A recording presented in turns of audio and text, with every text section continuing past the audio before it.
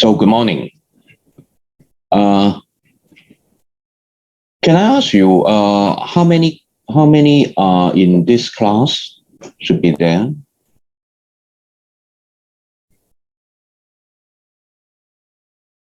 There are now 55 logging in, so I'm not sure how many are there for the whole class.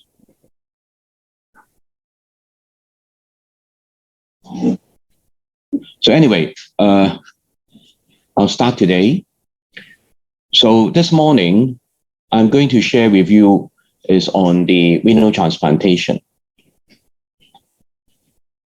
I think all of you know about that the problems of chronic renal failure as highlighted in this picture.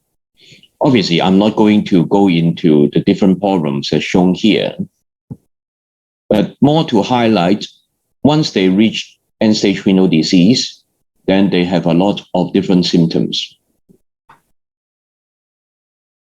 Going back to the functions of the kidney, we are aware that the functions of kidney can be mainly divided into two parts.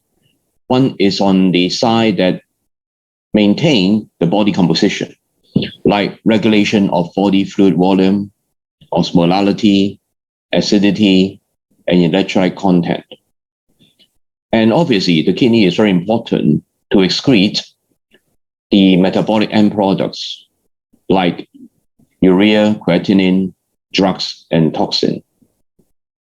So when we do what we call the renal replacement therapy, this side of the functions, like the maintenance of body composition and the excretion of the metabolic end products and others, can reasonably be partly replaced with dialysis.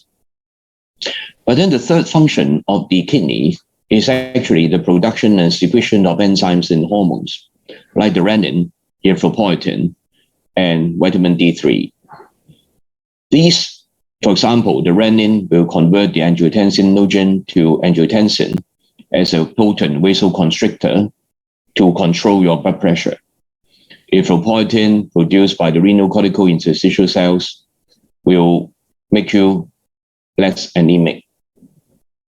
And then the vitamin D3 obviously is for the bone.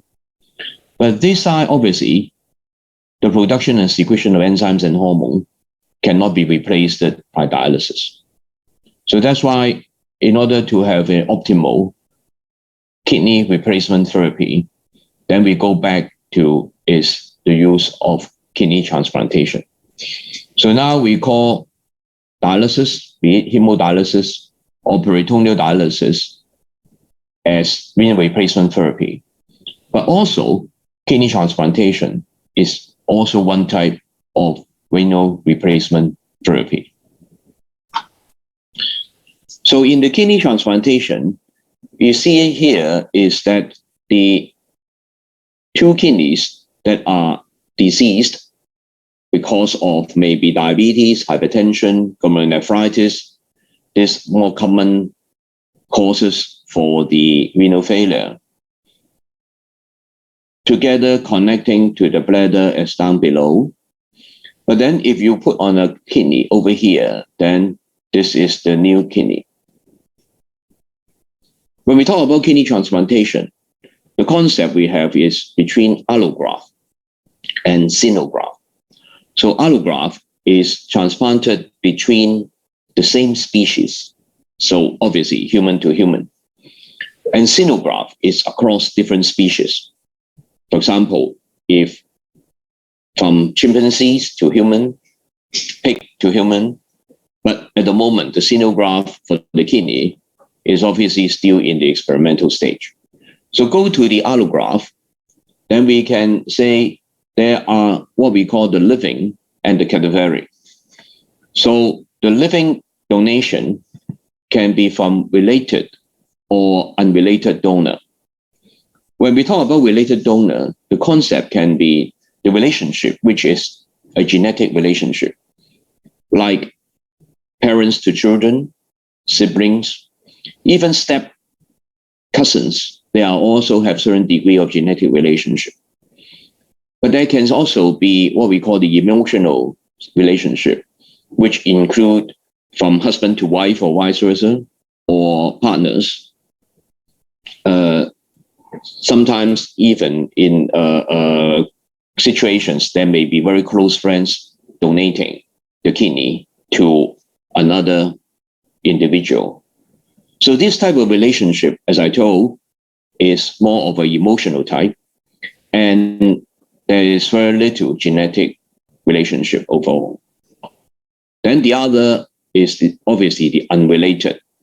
Then the unrelated is in terms of not exactly there are any relationship. And that comes to the point that sometimes there are donors who just donate the kidney, and regardless where the kidney will go to or to which patient the kidney will go to. Another type of donation is cadaveric. The one most known to us is what we call the heart-beating donor, which actually makes use of brainstem death as a criteria for death. And that is the most common practice in Hong Kong. But there is also around the world what we call the non-heart beating donor. And then the heart stops to beat, and then we will call this a conventional death. And they are also used for kidney donation. And going back to this graph or figure, that you can see that from this patient, there are actually 3 kidneys in the same patient. And the other 2 deceased kidney are not removed.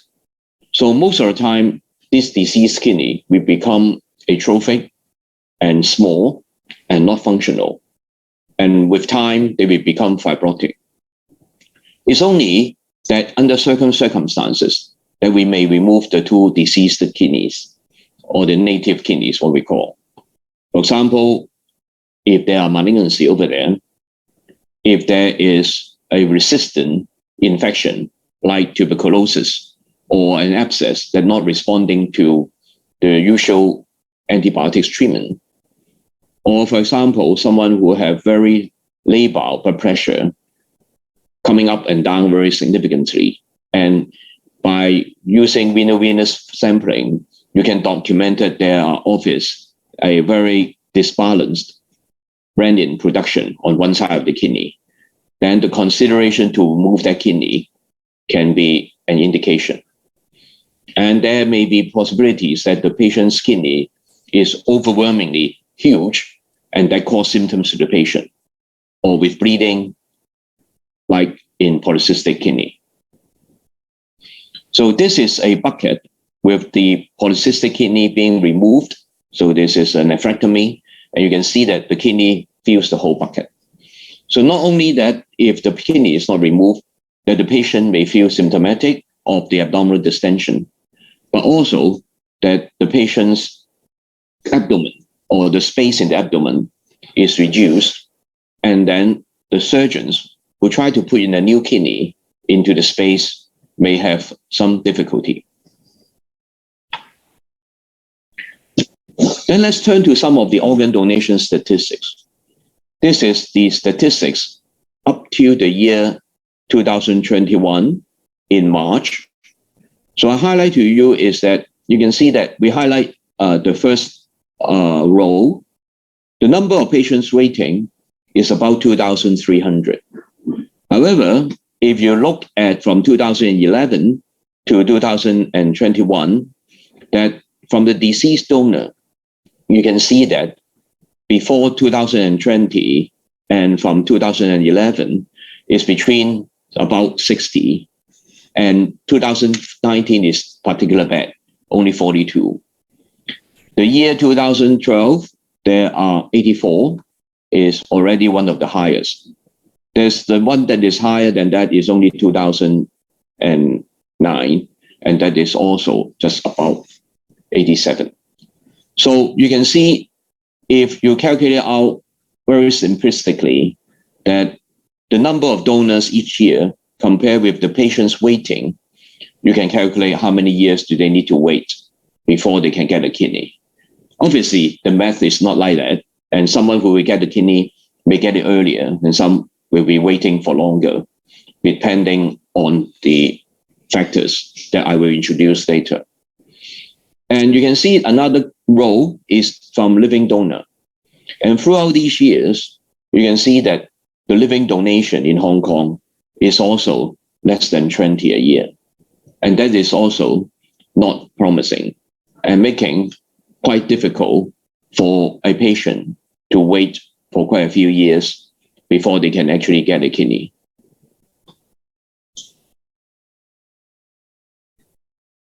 Just highlight the one I just told you.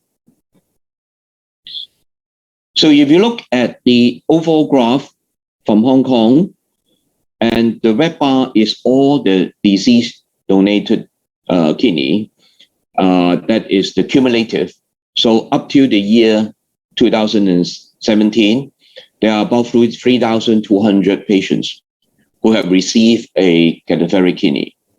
But I can tell you that because not all the patients receive cadaveric kidney from Hong Kong, some of them receive it outside Hong Kong.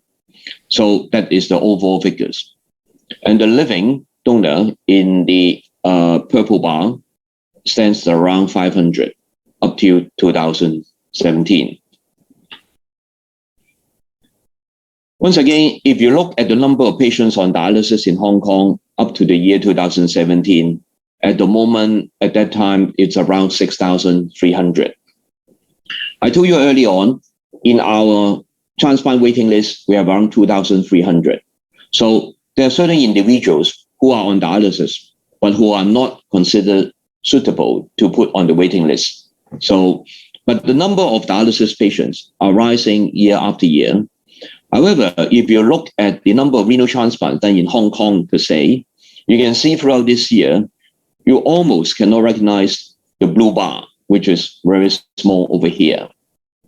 So in the year 2018, the longest waiting time for the transplanted is 28.3 years, for the non-transplanted, 29.8 years. What does it mean by transplanted and non-transplanted? The transplanted means that those who have been waiting in the waiting list and lucky enough to get the transplant, the longest one has waited 28 years. And he's lucky enough to get the transplant after 28 years. The non-transplanted, that means that actually the others who until at that time, 2018, have been waited, and the longest one has been waited 29.8 years and not yet get a transplant. So you can see the wait can be very long. And honestly, down the road of waiting, some of them are not well enough and may die in between. Now let's turn to the living donated transplantation. First, we talk about how to work up of the living kidney or living donor. We definitely need to discuss with the donor and family, let them know about the benefits and risks as a result of the donation. The blood group is important. The usual transplantation requires an ABO compatibility. That means blood group O is a universal donor and blood group AB is a universal recipient. But then around the world, and in one or two cases in Hong Kong, ABO incompatible kidney donation was practiced and is still practiced and is also reasonably successful. Obviously, in the ABO incompatible kidney donation and transplantation, a lot of more workup and also pre-treatment procedures is required in order to avoid what we call the hybrid rejection in those patients. Tissue typing, I will mention more later. You need to take the history examination. You need to take a complete blood picture, the renal liver function. We obviously want to avoid having a patient who is having diabetes. Even those who have impaired glucose tolerance, we probably will try to avoid using those because they may develop diabetes later on and they have a problem with their kidney function.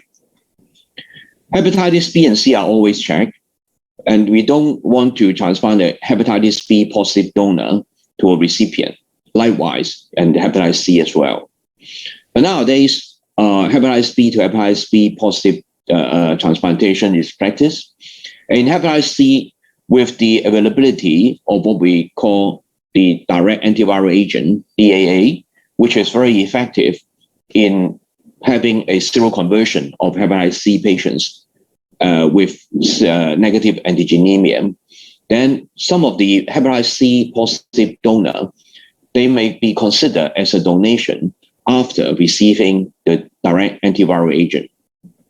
HIV is also important, and you don't obviously like to transplant HIV positive patients to a negative individual. But in countries where HIV positivity is very high, like, for example, South Africa and some parts of New York, that there have been use of the HIV positive donor to HIV positive recipient, and with good successes as well. We like to check the urine for the renal function, for the analysis, protein analysis, creatine clearance, the usual chest X-ray and ECG. Like to do a CT urogram in order to identify the architecture of the ureter and pelvis. Like to do a CT renal arteriogram in order to identify the arterial supply of the patient or the donor. And especially you want to look for positivity of any aberrant vessels in the kidney. And then we always want a psychiatrist and also independent physician's assessment, so that to make sure that the living donor is firstly physically and psychiatrically fit. And especially there are no undue pressure from anyone to be a living donor. This is HRA. You all remember there are HRA class 1, which we many a time will highlight on the A and B, and HRA class 2, including the DR. So for the HRA antigens shown here, that the A locus is shown here, and the B and the DR. So we would say each of the individual will inherit one haplotype of A, B, and DR from the mother, and another haplotype of A, B, and DR from the father. So altogether, there are 6 antigens that we would focus on. So the classical sort of serotyping is actually the lymphocytes from the donor and recipient are added to the sera and incubated with complement, with a viability dye to detect cell lysis. So if the cell death is actually observed, that the sera contain the antibody against the HRA molecule was expressed by the donor or recipient's lymphocyte. And that's one way to do the serotyping, what we call. And nowadays, we definitely can do tissue typing by PCR. So this is a bit of the old side, but serve to review a concept. The Eurotransplant study, as well as the Oxford study, they look into the number of mismatches. The HRA A and B, which is class 1, and the HRA DR, which is class 2. So you can see that if you're looking at the mismatches that are in A and B with zero mismatch, the 1-year survival is around 72%. 4 mismatch, 1-year survival is around 62%. So the more the mismatches, the lower the survival. And likewise, in HRA-DR, the class 2, but then now the zero mismatch, the survival is better at around 86%, while with 2 mismatch, that has quite a quantum jump down to about 57%. So the concept is that the more the mismatches, the less favorable is the survival. And also, the HRA-DR is more important than in kidney transplantation than the HRA A and B. That means class 2 more important than class 1. This is a very big collaborative transplant study with the base in Heidelberg in Germany. So they collect a large number of patients, and this is the HRA A, B, and DR mismatches from 2007 to 2014, looking at the graph survival. So this time, you can see that they lump all the 6 antigens together, including A, B, and DR, and this is 0 from to mismatch to 6 mismatch. And this the 0 mismatch with the 5-year survival around 80% and 6 mismatch around 70%. So about 10% difference if you have 0 mismatch to 6 mismatch. And the Nowadays, we generally use all the antigens together, partly related to the fact that we have more potent, what we call the immunosuppressions, so that the role to play by the antigen mismatches can be partly sort of overcome with the very potent immunosuppressions. But even with that, you can see that just counting the number of mismatches using 0 to 6, then the role of the antigen already show up. So here, 0 mismatch, 80%, 6 mismatch, 70%. You can see this is a huge number of patients, almost over 10,000. And if you look at the half-life, that means that 50%, I mean, the number of years that they can survive over 5 years, in terms of the number of the half-life that they can achieve, that the 0 mismatch is 19 years, and the 6 mismatch is only 13.6 years. So showing the importance of the antigen. And comparing HLA identical siblings together with one haplotype relatives, then you can see there's already big difference. Half-life of HLA identical sibling, 28 years. One haplotype relatives, only 16 years. Compared with deceased individual, only around 13 years. And if you look at the years from 1985 all the way to 2010 to 2015, what I try to show here is that this is the number of mismatches, 6, 5, 4, 3, and so on.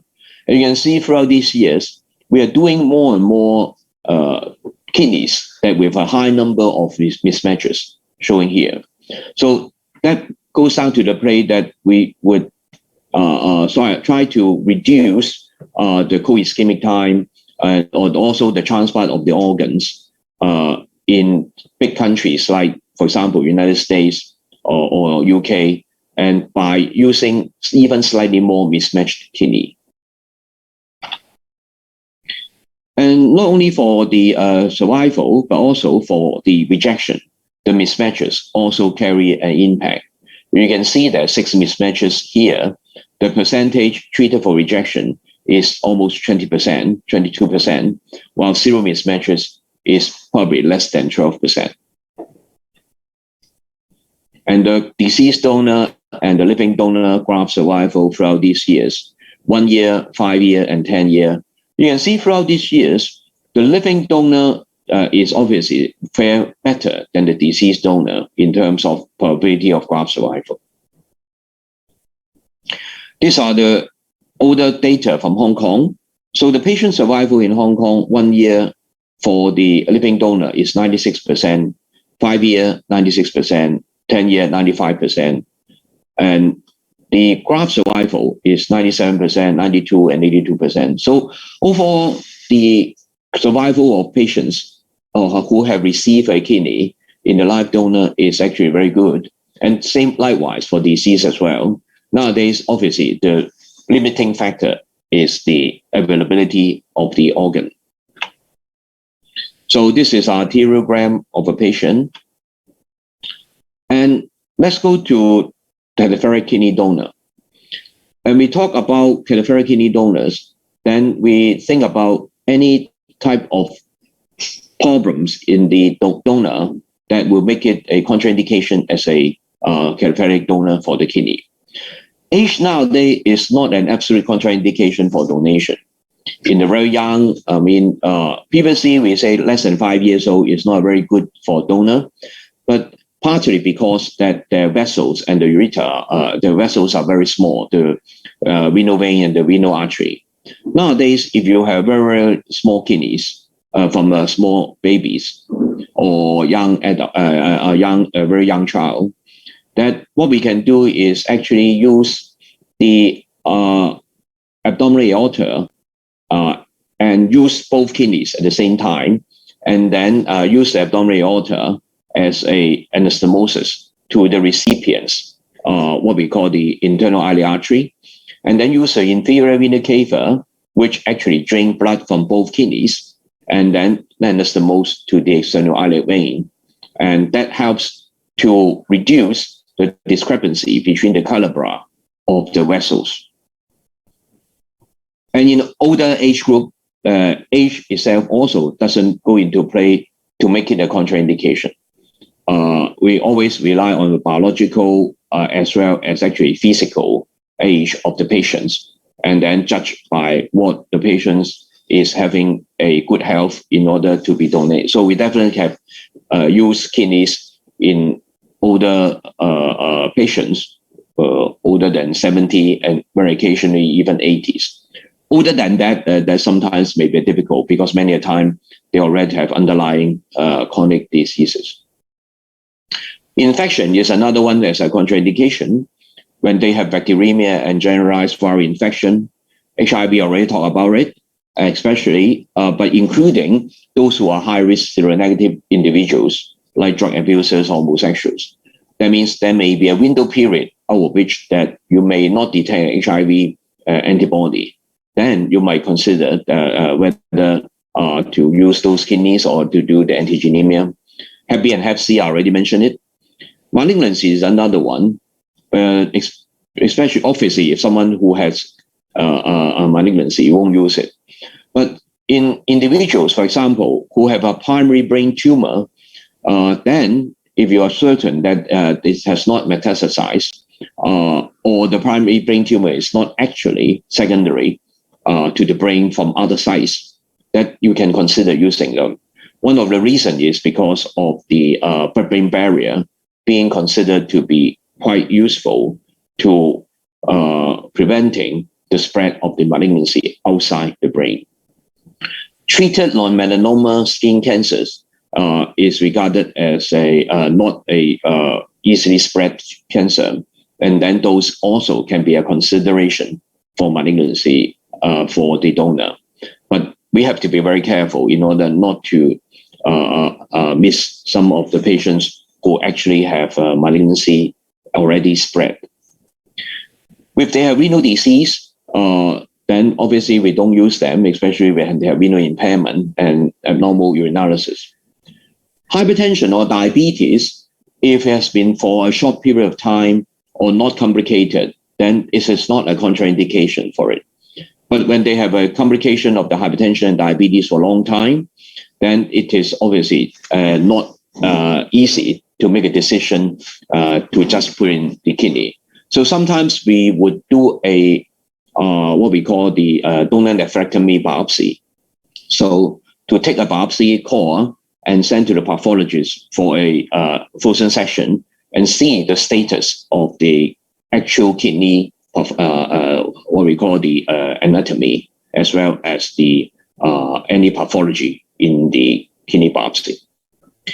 If they have cardiac and respiratory arrest for more than 30 minutes, and that makes them even not suitable as what we call the diseased heart donor. That means non-heart beating donor. Now then comes to the concept of brainstem death. So the brainstem death is actually also previously called the brain death. The diagnosis is made in comatose patients with irremediable structural brain damage. So they have to be comatose. If someone who has a stroke and become a vegetative state, but then can move around, I mean in the spontaneous limb movement, and have a spontaneous respiration, then this is not a brainstem dead patient. It can be in a patient who is regarded as a vegetable or in a vegetative state. So just told you, there should be no spontaneous movement and respiration, and they have to be required on ventilatory support. If they can breathe on their own, they are not brainstem dead patients. They have to have absent brainstem reflexes, including the corneal, pupillary, vestibulo-ocular, gag, and response to pain. They have an apnea test being positive. That means in someone who is already on a respirator, if you, under supervision, temporarily switch off the respirator, then the carbon dioxide concentration in the blood will rise and the oxygen saturation will drop, which should stimulate the patient's brainstem to breathe. So such stimulation is under observation. If the patient shows no trigger to breathe, that is, make it positive. But if the patient try to breathe, obviously without a full success breathing, it's still not a patient who has brainstem death. But then we have to exclude features like hypothermia, drug overdose, hypoglycemia, or have been put on neuromuscular blockade, because this will make patients to have a brainstem death. So how about the operation? This is shown here that the operation is incised on the left lower quadrant over here. But there are also many circumstances will operate on this side, on the right side. It very much depends on the surgeon's preference. So this is a kidney removed out from the patient. This is the kidney, this is the ureter, and this is the renal artery, this is the renal vein, and this is the accessory renal artery. So you can see, if you don't identify the accessory renal artery, and without noticing that there exists a blood supply from this artery into probably lower part of the kidney, without anastomosis, obviously this part of the kidney will be devoid of blood supply and become infarcted. And after anastomosis, the renal artery is anastomosed to the internal or external iliac vein, and the renal vein is anastomosed to the external iliac vein. Now, there are different types of the immunosuppressions as shown here. The classical ones that we have been using is the use of steroid and a cyclosporine and also azathioprine. So these three are the classical ones. And now the cyclosporine can be replaced by tacrolimus, also a more potent immunosuppression. And azathioprine can be replaced by mycophenolate mofetil. And there are other drugs, including the rapamycin, what we call the mTOR inhibitors, and others like the Bactrina. So these are the different sites of actions for them. But for your level, I think you remember is the use of steroid, cyclosporine, as well as the azathioprine, or by replacing cyclosporine, can use tacrolimus and the azathioprine with the MMF. And that very much depends on when in the Prince of Wales Hospital, the number of mismatches that they have, and also any other contraindication for the use of a particular drug. The cyclosporine and the tacrolimus is what we call the calcineurin inhibitors, or CNI. And the azathioprine and the mycophenolate is what we call the anti-metabolites. Now then comes to the complications of the renal transplantation. Firstly, is a surgical one. So if any operation that the patients may have a wound, may have a hematoma, may have a wound infection, and then specifically to a kidney transplantation, post-operative, they can develop urinary leakage. It's not uncommon to develop lymphocyte, that means accumulation of the lymph around the kidney. That is partly related to the stripping of the lymphatics during the operation. Because of the vessels anastomosis, they may develop renal artery thrombosis. And if the patient develops renal artery thrombosis, that the patient's kidney perfusion will obviously be blocked. And without prompt identification and removal of the clot, the patient's kidney will be infarcted. Longer term, the patient's renal artery will become stenotic, and this becomes the transplant renal artery stenosis, in contrast to the native kidney renal artery stenosis, which you obviously will know as well. There are actually ureteric stenosis that can develop with the anastomosis between the ureter and the bladder. So this is an ultrasound of the kidney showing you that the dilatation of the pericardial system as a result of a renal artery, of a ureteric stenosis. This is a digital subtraction angiography showing the presence of a renal artery stenosis in the transplant. So another complication is in the medical side is the development of rejection. And classically, we divide them into hyperacute, acute, or chronic. And that very much depends on the timing of the rejection, the underlying pathogenesis of rejection, and whether the rejection is, to a certain extent, amenable to treatment. So the hyperacute rejection is because of the preformed IgG or anti-IgG, HLA-IG class 1. And it is usually, for example, if you transplant a incompatible blood group kidney to a recipient without the pretreatment already mentioned early on, then they will develop this hyperacute rejection, usually occur within the first 30 minutes to 1 hour. And then they quickly develop ischemic necrosis and thrombosis.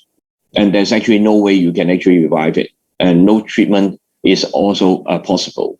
And you have to result in the removal of the kidney, which has been infarcted. And then the acute rejection can be a cellular or humoral type of rejection, usually occur around 5 days or later. And they will develop in the renal biopsy, if you see it under the microscope, tubulitis or vasculitis with lymphocytic infiltrates. The use of steroids and other anti-lymphocyte antibodies is useful.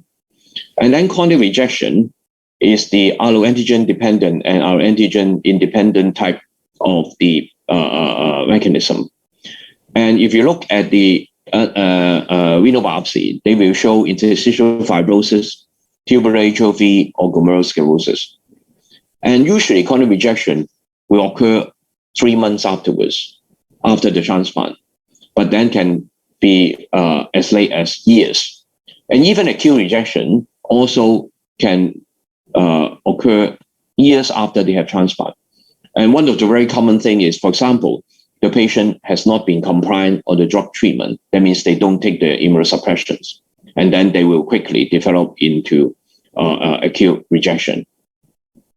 The chronic rejection, or what we call chronic allograft nephropathy, there's actually no specific treatment, and we can only sort of try to treat the many problems that the patient may have, including the hypertension, including maybe the drug toxicity of the patient. So this is a resected kidney because the kidney developed hyperacute rejection. You can see there are multiple red dots with the thrombosis over there. If you dissect the kidney, actually you can see there are multiple areas of thrombotic sites with the black dots over there. And you can imagine this kidney is not possible to survive. In acute allograft rejection is an acute deterioration in the function associated with the changes in the pathology. The two main types is the acute T-cell mediated rejection or cellular rejection, and classified by the lymphocytic infiltration of the tubules, interstitium, and also arterial intima. Another type is the acute antibody mediated rejection, ABMR, and requires the evidence of tissue injury and circulating donor-specific alloantibodies together with immunological evidence of an antibody-mediated process, such as the presence of C4D, a complement deposition in the allograft. So this is the tubulitis as shown in here. These are the lymphocyte infiltration to the tubules, which are the cells in the acute cellular rejection. And another type showing you diffuse infiltration into the interstitium of all these lymphocytes. And this is one of the immunologic findings in acute antibody-mediated rejection, the C4D positivity in the peritubular capillaries. The staining here is strong, linear, and also diffuse. Now, what is C4D? The complement protein C4 is actually split into C4A and C4B, and C4B is then converted to C4D. So C4D itself can actually bind to the endothelial and as well as the collagen basement membranes, and that avoids being removed. So this actually allows C4D to serve as what we call the immunologic footprint of the complement activation and the antibody activities. So in kidney allografts, diffuse and strong staining for C4D in the peritubular capillaries actually correlate with the anti-donor humoral activity as judged by the serologic data. This is a biopsy of a patient with chronic rejection, showing you a lot of the glomerular sclerosis. Some of them are more global, some of them are more sort of segmental, and we have a lot of the tubular atrophy and also interstitial fibrosis. And chronic allograft rejection can also be called chronic allograft nephropathy, and it also encompasses arteriopathy. So you can see that this arteriole shows significant thickening with a marked narrowing of the lumen of the arteriole. Another type of major complications in the medical side of a renal transplantation is the metabolic problems. These patients, after they have a successful renal transplant, their renal function returns to normal, their appetite is better, and also they will have more drugs that are potentially causing them to have hypertension, to have dyslipidemia, and they are put on steroid, and there are drugs that are more diabetogenic, for example, tacrolimus. So they are also more prone to develop obesity because of the appetite. So all these are the possible metabolic problems of the patient. And with a long-standing hypertension, together with, I just mentioned about dyslipidemia and the metabolic syndrome, they are also more prone to develop ischemic heart disease. This is a rather old slide, but serves the point that in the United States, there's a United States renal data system that if you look at the medical complications, those patients who die with the transplant, actually the major cause is cardiac. This bar is diabetic, the deeper brown is the non-diabetic. So for cardiac, for infectious, for stroke, the diabetic patients are more likely to die than the non-diabetic because of this. And this is in patients who has a functioning graft. That means the kidneys are functioning without renal failure. This is a more recent data in 2020 showing you that the incidence of cardiovascular disease in kidney transplants with any cardiovascular disease is up to around 43%. So it's very high. Now, complications, the other complications of renal transplant is obviously the infection. And we all know about the opportunistic infections, which include pneumocystis carinii, cytomegalovirus, herpes. In Hong Kong, TB is endemic, but in many other countries, TB is also considered to be opportunistic and fungal. So you can see all these are very similar to patients who have HIV/AIDS. So this is a chronology of the transplant infection. And commonly, we identify, for example, CMV in the first 4 months, and also the pneumocystis carinii in the first 4 to 6 months as well. And that's why we will give prophylaxis to the patients for the CMV as well as for the pneumocystis. The CMV, we can use acyclovir or ganciclovir. For pneumocystis, we can use what we call the cotrimoxazole. This is a patient who have a transplant and develop herpes zoster. This is a patient after transplant develop shortness of breath and with significant bronchopneumonia. And unfortunately, the patient passed away. And then in the postmortem, the lung actually shows significant infected material. And then it shows actually the pneumocystis carinii.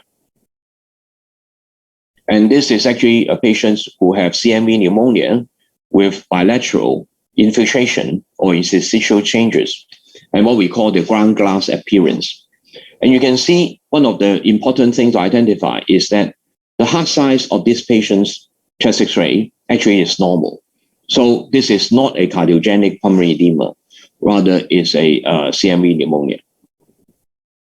Another type of problem is the bone problem. With the use of steroids, they may develop a vascular necrosis of bone or osteopenia.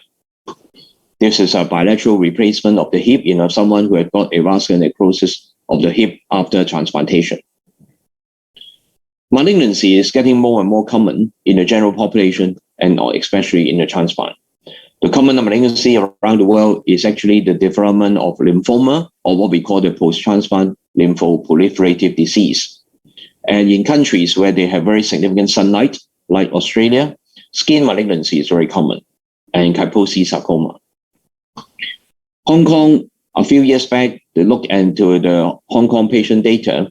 Over 25 years after transplant, about 20% of them will develop malignancy. In Hong Kong, the three common ones are the hepatocellular carcinoma, which is probably related to the hepatitis B, post-transplant lymphoproliferative disease related to Epstein-Barr virus, Kaposi sarcoma related to human herpes virus 8.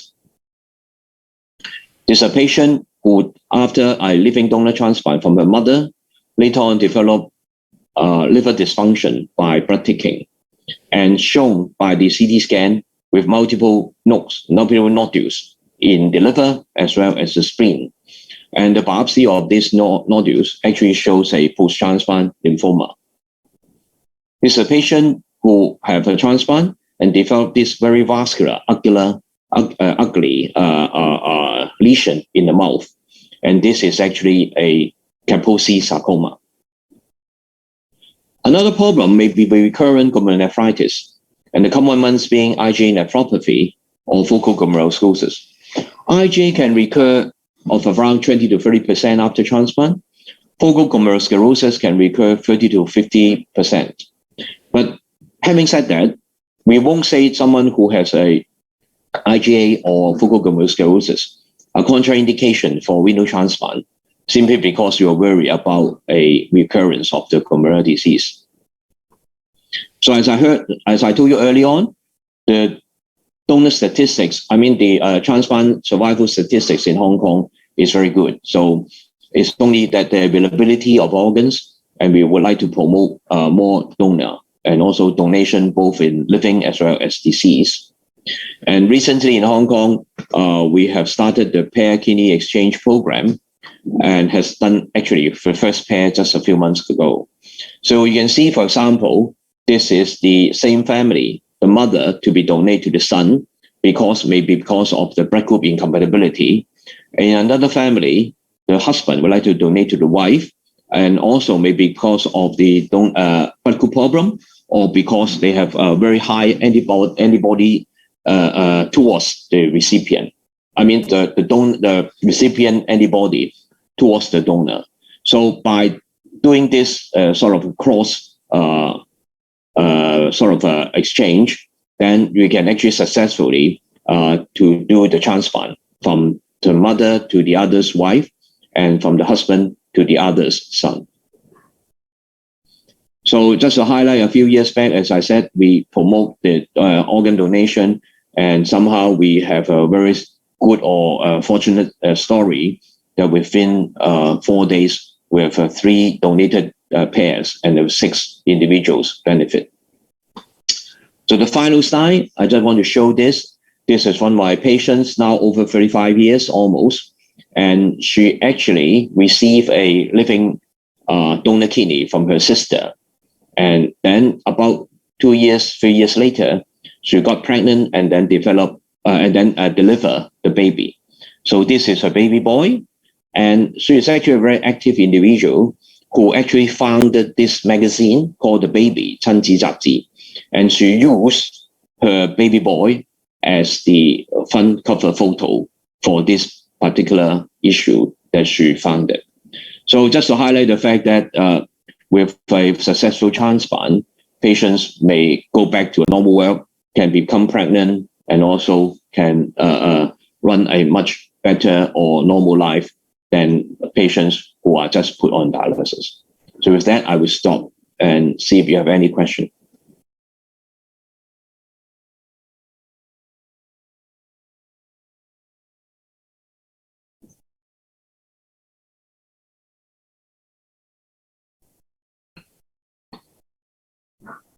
Okay, so if not, then we will finish here and have a good morning.